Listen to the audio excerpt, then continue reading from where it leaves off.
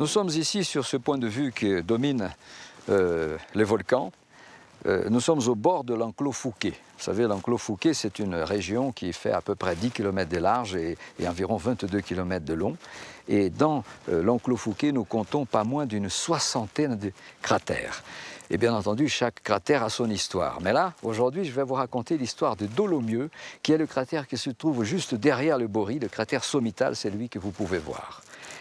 Dolomieu, à l'âge de 18 ans, avait disputé les cœurs d'une jeune fille en duel avec son rival, à une époque où les duels étaient déjà interdits. Et il a tué son rival. Donc il a été condamné à la prison à vie. Imaginez un jeune homme qui avait un avenir promis, quelqu'un d'intelligent, qui devait passer le reste de sa vie en prison. Ça, c'était impossible. Là-dessus, les avocats ont fait un travail formidable et il a réussi à avoir une libération inespérée. Et alors là, il est parti à bras ouverts.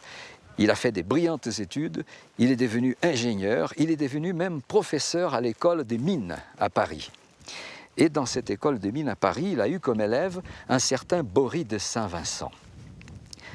Dolomieu avait participé de la campagne de Napoléon en Égypte. Il a été fait prisonnier à Messine. Il a croupi en prison. D'ailleurs, c'est pendant qu'il était en prison qu'il a écrit un des traités les plus importants de ses œuvres. Et suite à la victoire de Marengo, Napoléon a exigé la libération de Dolomieu, qui est revenu donc à sa vie civile. Il est mort en 1801. Il est mort juste quand M. Bory de Saint-Vincent arrivait ici dans l'île de la Réunion. Et lorsqu'il a appris la mort de ce professeur qui l'avait profondément marqué, il a décidé de donner son nom au cratère Dolomieu, qui est donc un cratère qui porte le nom de quelqu'un qui n'est jamais venu dans l'île.